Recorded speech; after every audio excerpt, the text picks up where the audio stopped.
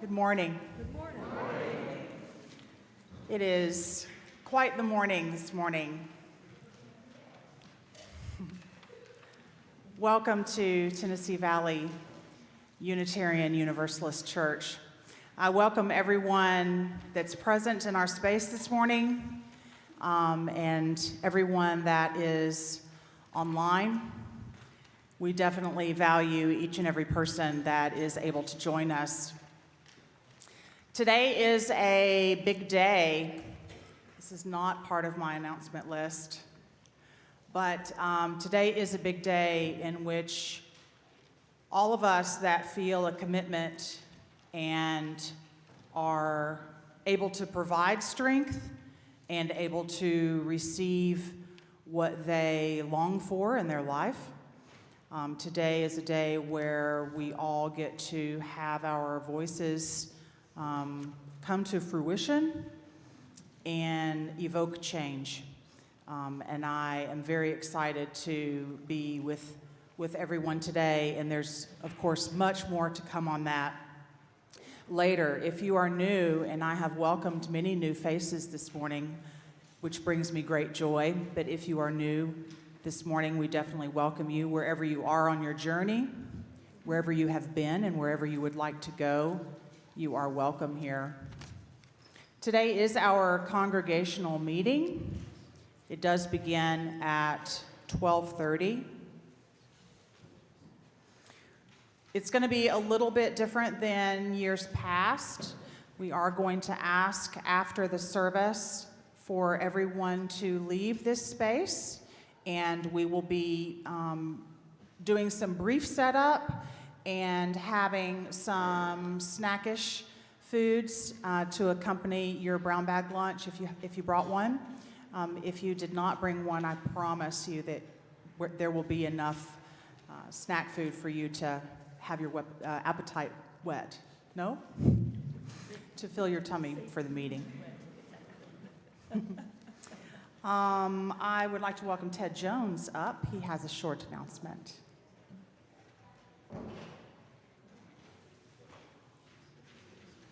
Okay, short announcement. We're having a pledge drive. Please fill out your pledge cards. Do it electronically with the QR code, or give this card to myself, the basket, the office, somebody. We follow up for people we haven't heard from, so turn it in, make your best guess so we don't have to come looking for you about what your pledge is going to be, whatever amount it is. And with that, you would fill out also the history quiz that's yellow, and it's out in the lobby. This will enter you, if you fill this out and put it in the box, it will enter you in a drawing. Next week, we're having a community lunch, free lunch for everybody. And during that lunch, we will have a drawing, and we will have a prize. You will be entered for a prize with that. One prize? No. Two prizes? No. 6 prizes are available with this drawing. So fill this out, pledge, fill this out, put it in, win a prize. Thank you. Casey Clark would like to come up.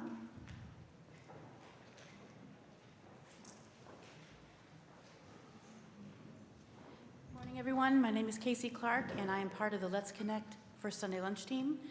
To tag on what Ted just said, most of you probably know that next week is First Sunday Lunch. What you might not know is that we don't have to bring lunch next Sunday because the Stewardship Committee is sponsoring the lunch, bringing the food, and doing all the work. So no sign-ups for next Sunday. It's all the Stewardship Committee. It is a way for them to thank everyone for their pledges for the 2024-2025 pledge year. Thanks to the Stewardship Committee for providing lunch for everybody. Thank you.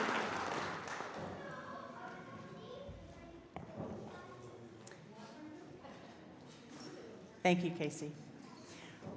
One other announcement in regards to the congregational meeting. Once you leave and as you're coming back in, we're going to have 4 individuals that are sitting outside with a table, and you will need to register to come back in as a voting member. So you'll just provide your name and they'll just kind of check you off the list. So it's really simple. So at this time, I would like to ask everyone to silence their electronic devices and welcome to Sunday morning service.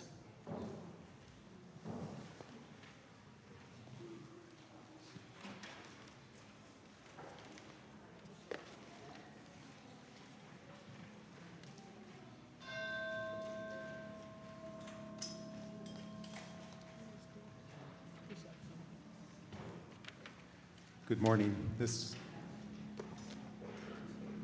This meditation comes from the Catholic tradition. It's a Gregorian chant for the time of Lent, and in it, the person who is praying for forgiveness for their sins. And I invite you to sing the refrain with me. I'll sing it first, and invite you to sing it every time that I sing it after that. It begins. Attende Domine et miserere, quia peccavimus tibi. Attende Domine et miserere, quia peccavimus tibi. Ad te rexume omnium redemptor, oculos nostros sublevamus flentes, exaudi Christe supplicantum preces. Attende Domine e miserere, quia peccavimus tibi. Dextera Patris, lapis angularis, via salutis janua celestis, ablue nostri maculas delicti. Attende Domine e miserere, quia peccavimus tibi.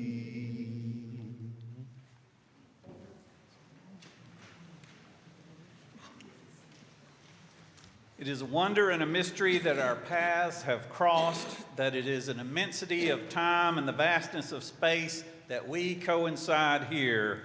I'm in awe at the ways in which our lives intersect and intertwine, at the beauty we create when we gather together. May our coming together make us more compassionate, more just, more caring, more loving. Come, let us worship together.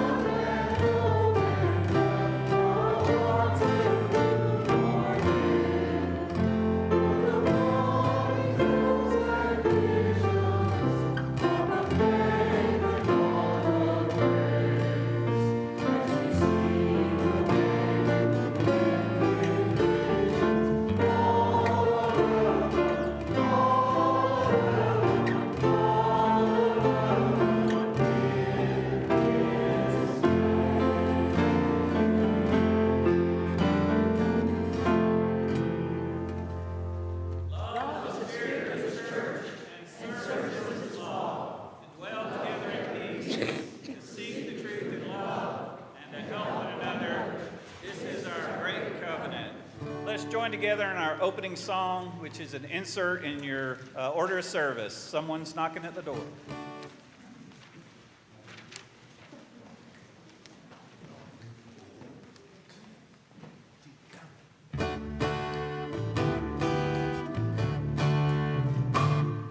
Somebody's knocking at your door. Somebody's knocking at your door.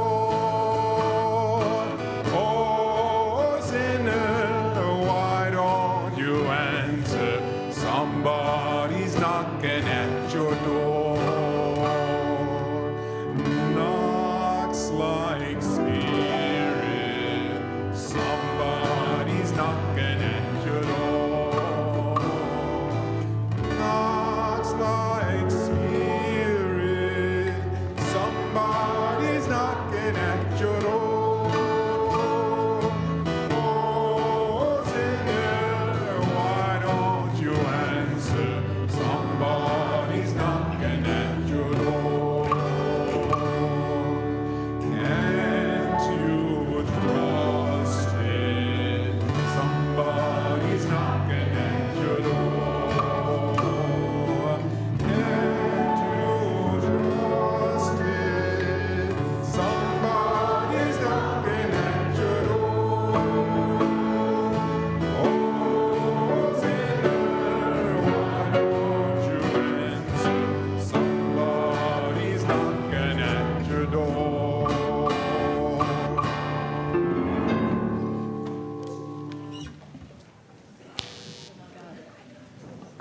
It is good to be gathered in all the ways that we gather, those here in person, those watching from elsewhere in the building or your home or somewhere else. I'm so glad to be here together today. And I have a story to share that is adapted from a folk tale from India. And it begins with an old woman. Have any of us ever known somebody who is really old? We might have different ideas of what really old means. Well, this was a really old woman who lived in a village and had lived there for years and years, and she was known to be extremely wise. People went to her with all sorts of questions. When somebody was sick, they went to her for help for what medicine to take to be better. When they wondered whether it was going to rain tomorrow, they went to her to ask about that. And she was so wise, and people so respected her, that sometimes people even said that she was not wrong, ever. Do any of us know somebody who's never, ever been wrong? I don't think I do. Maybe you do. Well, people said that this woman was always right, always knew the answer. Now, there were some children in that village who thought, that cannot possibly be true. All right, kids, or those who have been kids, do grown-ups always know everything no matter what? So these kids had a healthy skepticism, right? They weren't sure that this was right. And one kid in particular became determined to prove that this woman could not possibly always be right about everything. So he told his friends to meet him in front of the old woman's house the next day. And so they did. Now, he had made a little trip to the hen house next to her house to get ready for his question. And he held in his hands, behind his back so nobody could see, an egg that he had taken out of the hen house. So he one of his friends knocked on the door because his hands were busy. One of his friends knocked on the door, and when the woman came, the kid said, "You say that you are so wise and that you have never been wrong. So tell me, I have a question for you. What am I holding in my hands?" And he kind of made a face. Has any of us ever made a face like, I don't think you're going to be able to figure this one out? Now, the woman paused for a moment, and she said, "Well, I have never claimed to know everything. I have never said that. But," and she paused, and she thought for a moment, and she had heard a commotion in the hen house a few minutes before. The hens were not happy. And so she said, "But I do believe you are holding an egg." How do you think the kid felt? Yeah, he was pretty surprised. He was shocked. He was kind of angry. So he thought, I can't let her win. How did she know that? So he came up with another plan. And he said, "All right, it is an egg, but are we okay? All right." He said, "It is, you figured it out, it is an egg, but I need you to tell me something else about this egg. Is it whole or is it broken?" What do you think his plan was? If the woman said it's whole, what was he going to do? He was going to break it in his hands and then show it. If she said it was broken, what would he do? Pull it out and it would be whole. He thought he had her for sure. And the woman paused for a moment and then said, "My friend, the answer is in your hands. The answer is in your hands." And the kid in that moment felt the egg in his hands, and he thought he might even be able to feel a little bit of movement in there. This egg might have been very nearly ready to hatch. And in that moment, he felt ashamed. And so he brought the egg forward, held it in his hands, looked at it and said, "I'm sorry, little one," as he gently handed the egg to the woman. Indeed, the answer was in his hands. And that is our story for this morning. And all of our learners and leaders who are heading to our religious exploration spaces, we're going to sing you out with our recessional.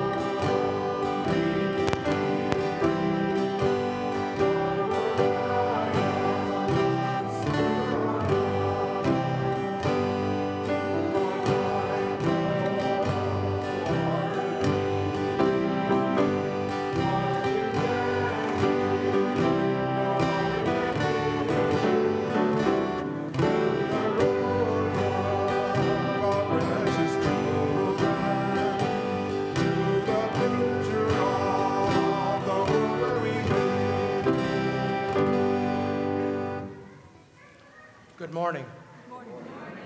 My name is David Massey. I'm a member of the spiritual care team here at TVUUC.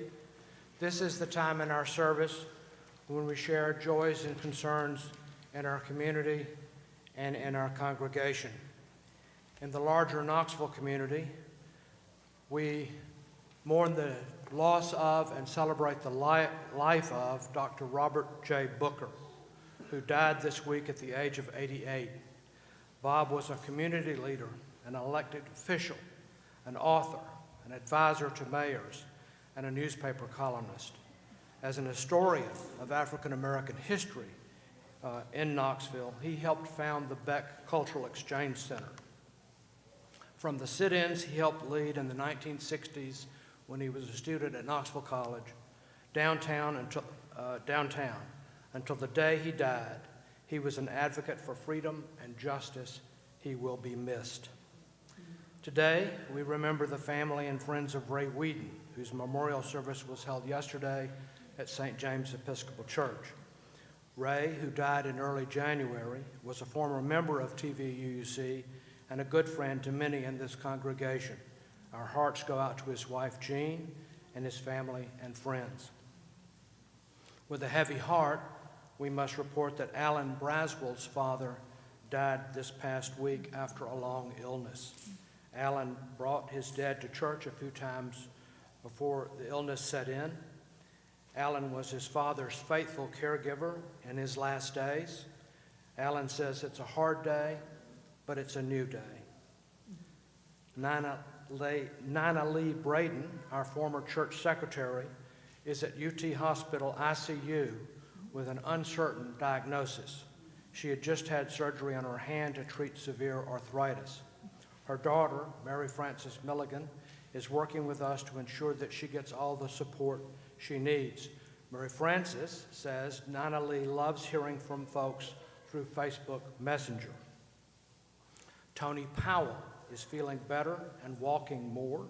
She expects to return home early this week after spending more than 3 weeks at UT Hospital and NHC Farragut following hip replacement surgery. Kate Benson is already home and recovering well from her stroke last Saturday. She is grateful for your special meals and calls. Carolyn Rogers is happy to report that her foot surgery went well this week. She is so grateful for the support of friends and especially the best home health care provider ever, that is her husband, Paul Davis. Today, Carolyn is with us online singing Amazing Grace right alongside Denise in the choir. And she says, look out, in just a few weeks I will be dancing in the aisles again. Kudos to Kyle Glusenkamp, a member of TVUC's house band, who has won an Outstanding Research Award from a nationwide consortium of research labs. Kyle and his wife Caitlin are the parents of Gigi, Louisa, and Sophie in the RE program. Kyle is a senior research scientist in the Buildings and Transportation Science Division at ORNL, where he manages a number of thermal energy storage technologies such as heat pumps, water heaters, and residential appliances. Among many other activities, he develops products that can reduce energy consumption and peak demand to enable a decarbonized energy future. Congratulations, Kyle.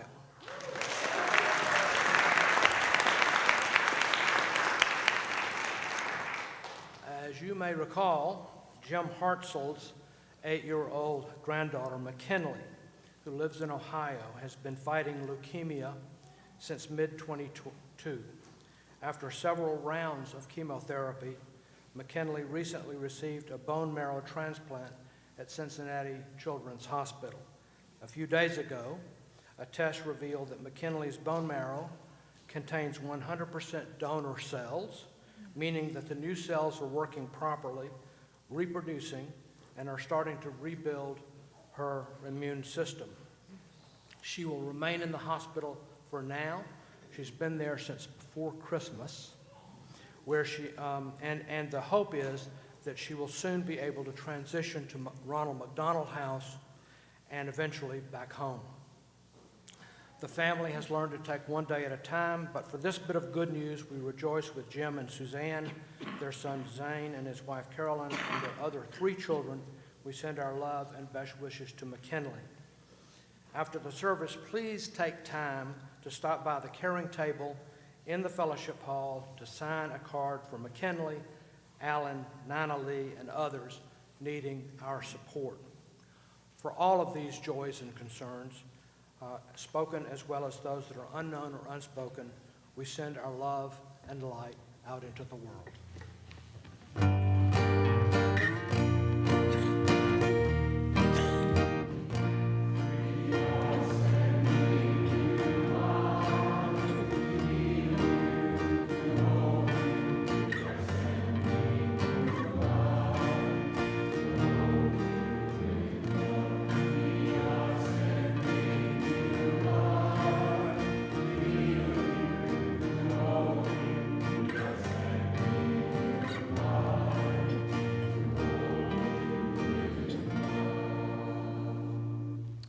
Let's enter into the spirit of prayer and meditation. Can we just sit here for a minute, Holy One? Some of us are carrying heavy stuff. We could all use a moment of peace to count our breath, to quiet the noise, and to let our spirits be still. Perhaps as we sit, we can count our blessings, name them one by one. As we enter into a moment of silence, help us to trust that this is enough and that you will take care of the rest. Let us pause for a moment of silent worship together.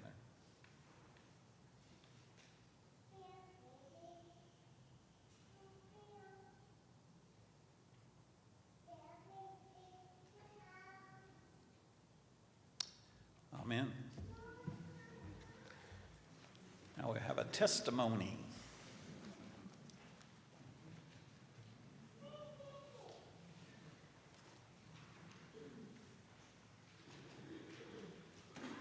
Good morning. Can you hear me okay? Guess so. My name's Elise Aring. I know that the order of service says Noelle will be up here with me, but she's teaching an RE this morning. While I may feel like a new face to many of you, especially those we've heard from the last few weeks who grew up in this community, I've been at TVUC for about 18 months, and I've been at UU for about 16 years. When I first joined a UU congregation, there was a ceremony during service to welcome us new members that included a call and response between the minister and congregation. What stood out to me, and I still remember vividly about it, was the part where they said, "We agree to be changed by your presence here." So not only were they saying, come as you are, bring your theology, your skepticism, your distrust of authority, your curmudgeonly emails about grammar, bring all of that.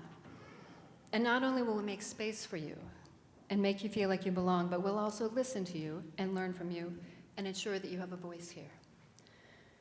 The heart of any congregation is its people. My wife and I chose this community because the first time we came here, we were welcomed and included.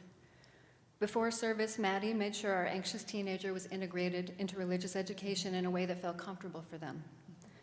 After service, members went out of their way to talk to us at coffee hour.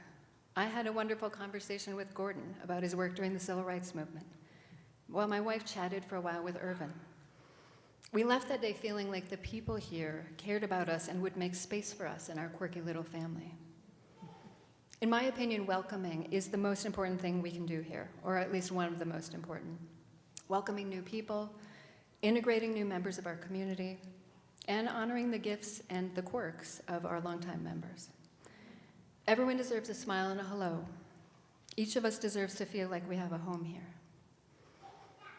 It's stewardship season, as many of you know, and I want to talk about a few of the reasons I choose to give financial support to TVUC. I give because I believe in the power of UUs collectively to make positive change in the world. I give because I love showing up every week to rehearse with my friends in the brass ensemble and the house band, so we can all work together with David to plan how we can best use our talents to enrich these worship services. And I know that our music program and our worship services take resources, including countless hours from staff, to make them feel as seamless as they do.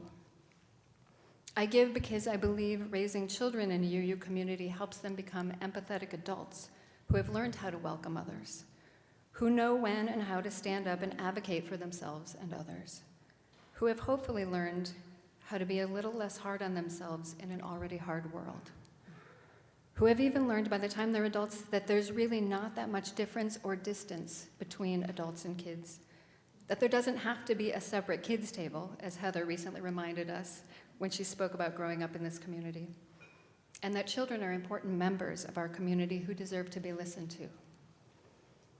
I give because of the diverse programs we have in this building and the people who give so much of their time and talent to making them happen. And because it also supports important outward-facing work, like advocating for human rights at our state capitol, or learning opportunities like the recent trip to visit an Indigenous community to learn and better understand their challenges, or supporting family promise families while they're secure housing. I give because my teenagers and my family have a place in the fabric of this community, which might not be true everywhere else. I even give because Chris makes me laugh from the pulpit every week, reminding us that it's okay not to take ourselves too seriously, and in fact, it's imperative. What we do need to take seriously is our support of the programs within these walls, and that extends to our friends watching at home, our virtual walls. This community has robust programs for everyone, and you can find your place here. But we all know it takes money to run programs, to keep a building running, to fairly pay and support staff who help us toward our collective goals. So if you value this community, or if you find value in this community and this space, as I do, as my wife and kids do, now's the time to consider giving for the first time, or to consider whether what you're already giving reflects the value you find here. I hope you'll join me in pledging this year to support both the programs you love and those that you know are important to the person sitting next to you.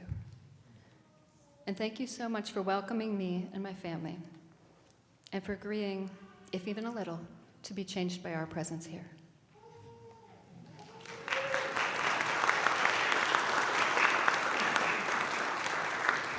Beautiful testimony.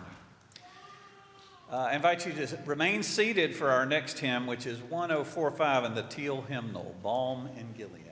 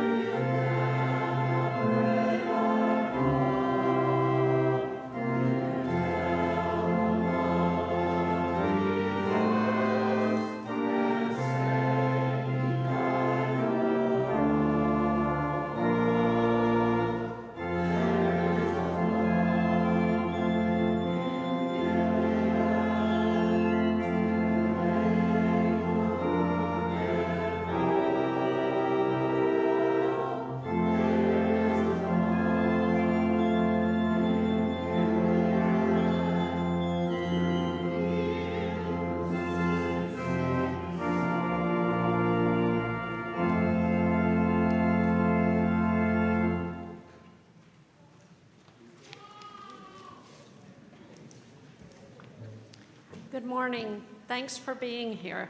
You just heard a really eloquent testimony about why to give and why this community makes people feel very welcome. So let me add, we're always looking at ways to make people feel welcome. You may notice when I step up here, I tell you who I am.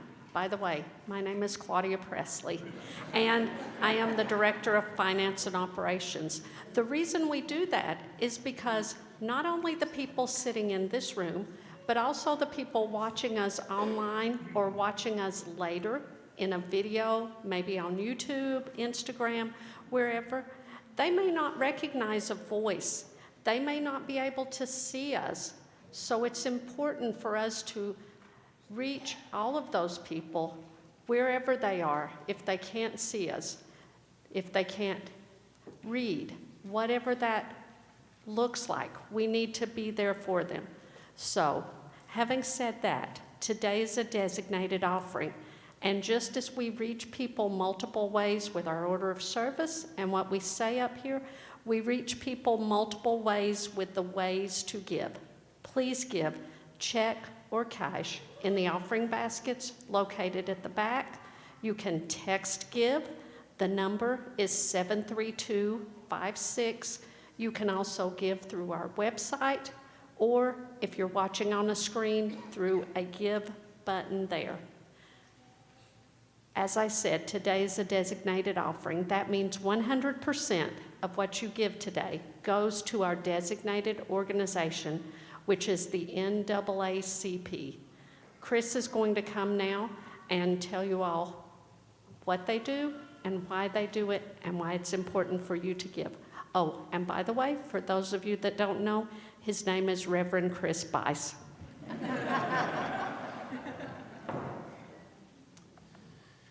All right. In the Unitarian Universalist Church, we have adopted an 8th principle where we commit to dismantle racism and other oppressions in our community. And our special offering for today is for the NAACP. And I'd like to thank 2 of our congregational leaders who played a huge role in the leadership of the NAACP, the Reverend Gordon Gibson and Lance McColl, who have done so much to make sure that educational opportunities are equitable, to fight voter suppression all over the country, to ensure that people know their rights and have resources when they're discriminated against, and also to make sure that there is fair treatment by the police and there are good responses when there are accusations of abuse. And so I just am really grateful for Gordon and Lance for living into that 8th principle and for the work that the NAACP does in our community. I invite you to give generously to the work.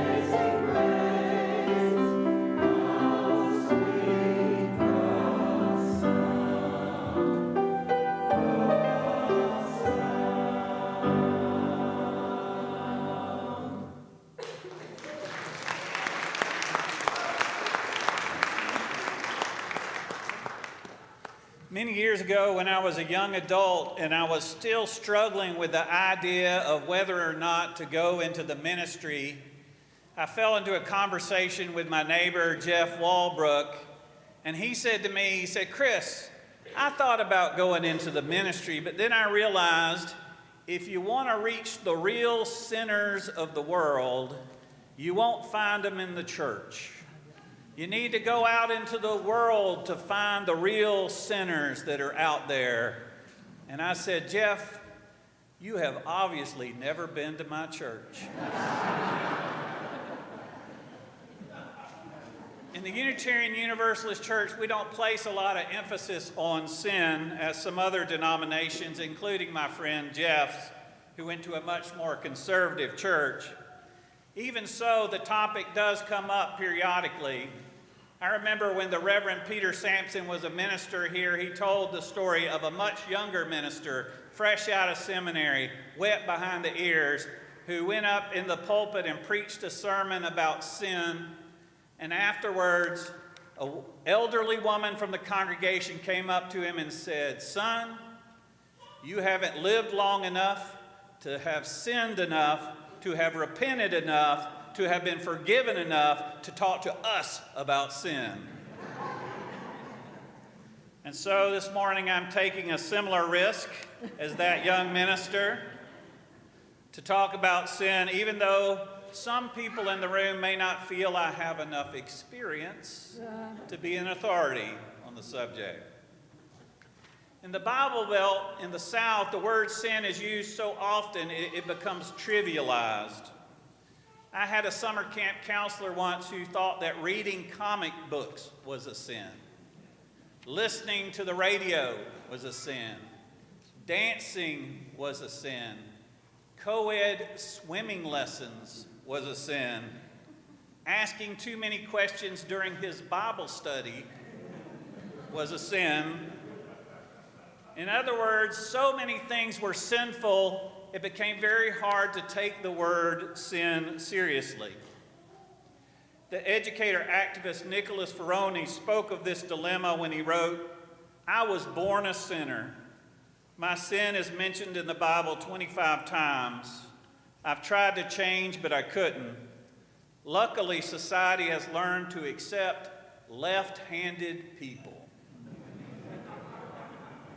Now, my brother was a left-handed person, and I can tell you that was a struggle. He grew up in the schools in the ages where a teacher might tie your left hand to your side and force you to write with your right hand. There was a lot of pressure to be right-handed. So the word sin can be abused. In the Bible Belt, the words sin and sinner are often used as a form of gaslighting. If I say you're a sinner, that puts the burden of proof on you to prove that you're not a sinner. Or if I say you're going to hell, that puts the burden of proof on you to prove you're not going to hell. So instead of being innocent until proven guilty, gaslighting makes us guilty until proven innocent. And it's a major power play. It's a major way to have control. Just as my old summer camp counselor didn't like too many questions during Bible study, and would turn it in. "You're a sinner. You may be possessed by demons." That's what questioning was to him. You must be possessed by demons. The word sin is problematic for many reasons, partly because there are many different definitions to the word. I once heard a counselor make a distinction between guilt and shame. When we feel guilty, we say, "I made a mistake." When we feel shame, we feel like saying, "I am a mistake." And so there are two different ideas about sin that correlate with these ideas of shame and guilt. One definition of the word sin comes from the Hebrew, and it means to miss the mark, like an archer who is aiming for a target but doesn't quite hit it. It's to fall short of the goal. In other words, if we accept this definition, then it's about saying, "I made a mistake. I didn't reach the goal." Another definition of sin is offered by Augustine and John Calvin. And John Calvin once proclaimed, get ready for it, he He once said, human beings are so poisoned by sin that all we can let off is a noxious stench. Now that is a pretty low view of human nature. In this definition, sin isn't what we do, it's who we are. And if we accept this definition of sin, what we're left with is the feeling of I am a mistake. Of course, in the Unitarian Universalist Church, we have a higher view of human nature.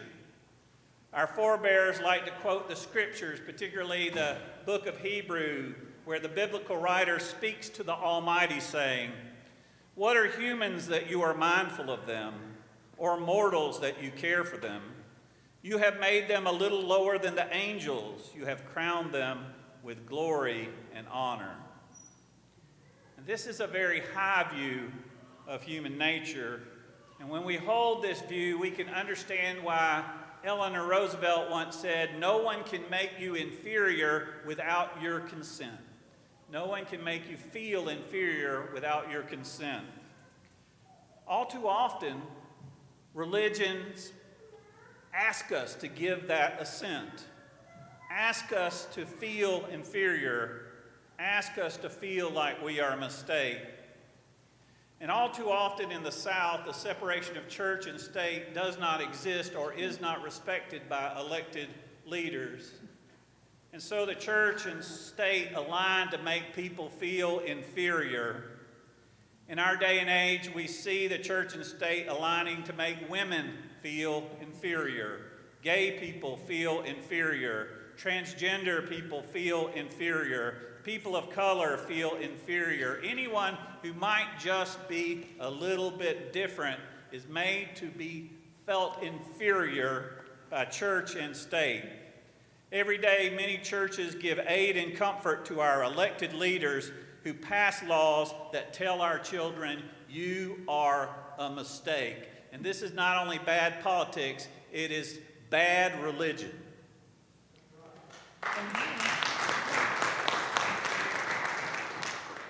There is another way to look at life. The scriptures tell us, "Judge not, lest we be judged." And we hear echoes of this sentiment in the Eastern religions. Swami Vivekananda once declared, "It's a sin to call someone a sinner. It's a libel against human nature." The moment we call someone else a sinner, we have committed one of the gravest of sins. And not only that, the moment that we say to ourselves, "I am a sinner," we are committing a sin. Vivekananda continued, "The remedy for weakness is not brooding over weakness, but thinking of strength. By declaring we are weak, we become weak. Suppose we put out the light and close the window and call the room dark. What good does it do me to say I am a sinner? If I am in the dark, let me light a lamp." In the 19th century, the Unitarians and Universalists often spoke of a divine spark within every person. And in the Hindu tradition, there's that classic greeting, "Namaste." The God in me sees and honors the God in you. And in other words, anyone we meet is worthy of respect. Anyone we meet is worthy of reverence. A few weeks ago, I was asked to be the minister at a memorial service for Todd Kramer, who is one of the big co-founders of Knox Pride.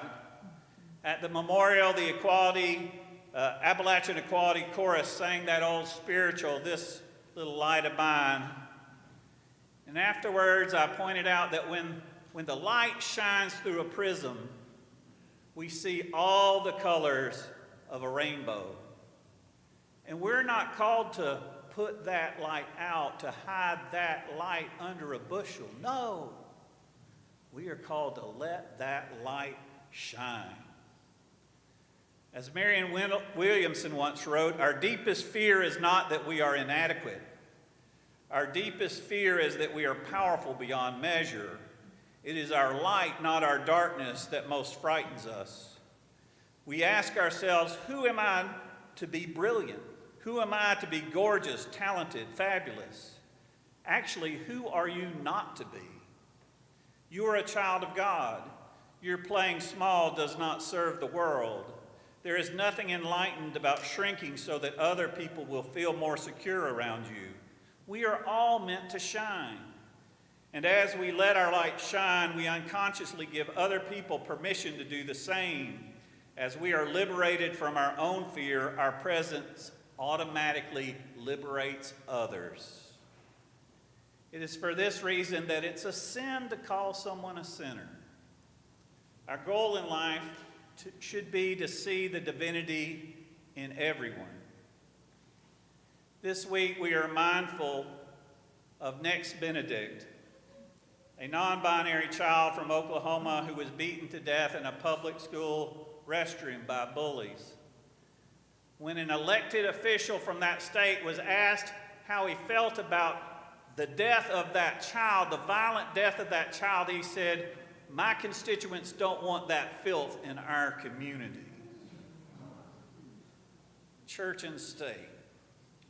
In this toxic climate, we need to lift up that banner and ask all other congregations to lift up that banner that says, "Love your neighbor," and stand up for our children and against bullies in our schools and in our legislature.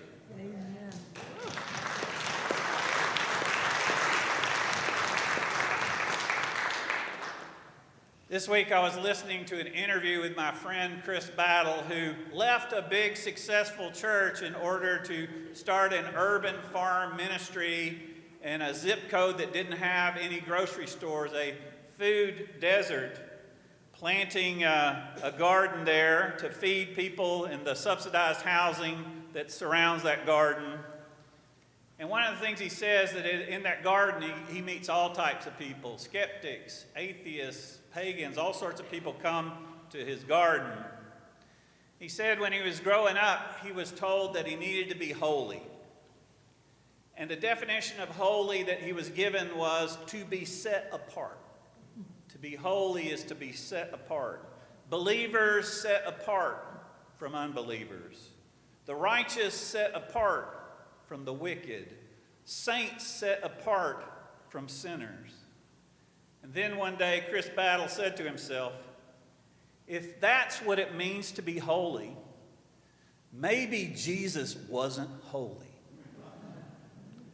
For Jesus loved everybody. And the scriptures describe him this way. This was the impression he formed in many people. It said, the Son of Man came eating and drinking, and they say, behold, a gluttonous man, a heavy drinker, a friend of tax collectors and sinners. In other words, Jesus did not set himself apart. Jesus could say, as the country music singer Garth Brooks says, I have friends in low places. In Alcoholics Anonymous, Narcotics Anonymous, the goal is progress, not perfection. And so, if you stay sober for 30 days, you pick up that 30-day chip. And if you stay sober for 60 days, you pick up that 60-day chip. Or 90 days, or further on. But if you ever relapse, all you do is start over again. One day at a time. It's a mistake, but it doesn't mean you're a mistake. You can make a mistake without being a mistake.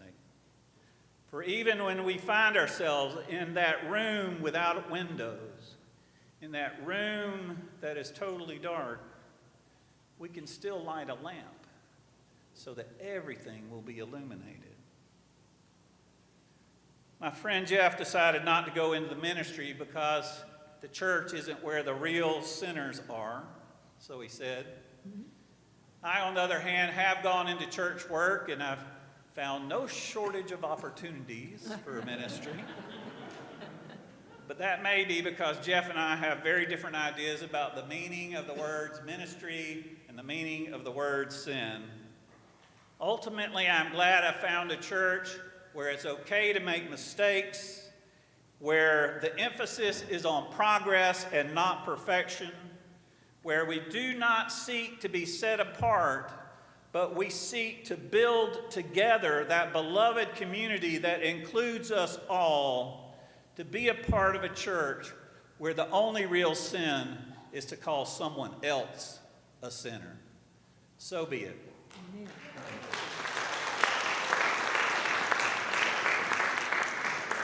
So our closing hymn, there's some irony to it. We chose the closing hymn, David and I, and then we learned that during Lent, you're not supposed to sing any songs with Alleluia in them. So join in, but realize you're a sinner.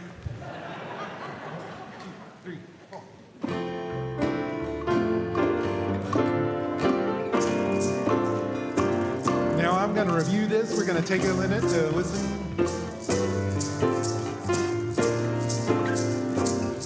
First one goes like this. Hallelujah, sing hallelujah. Now you. Hallelujah, sing hallelujah. Number 2. Hallelujah, hallelujah, hallelujah. Now you. Hallelujah, hallelujah, hallelujah. Number 3. Hallelujah, sing hallelujah. Now you. Hallelujah, sing hallelujah. Back to the top. Blessed be. Blessed be. Sing blessed. Number 2. Sing blessed, blessed be. Blessed, blessed be. Blessed be. Number 3. Sing blessed be. Sing blessed. Now pick any hallelujah.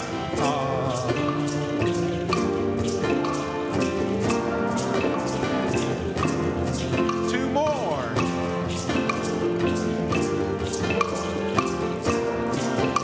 Last one now.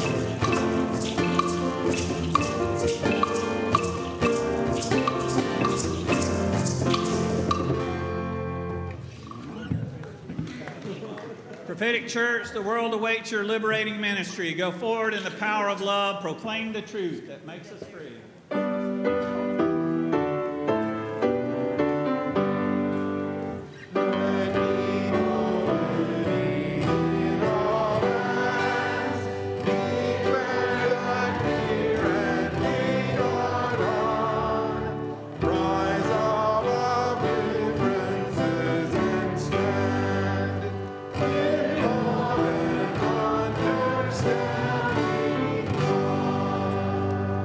Those of you who are members or those of you who are interested in seeing congregational democracy in action, I invite you to come to our congregational meeting after the service.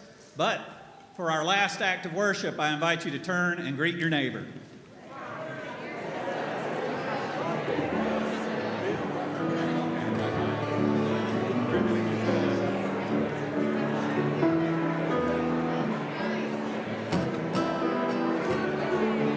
Way to play the frog.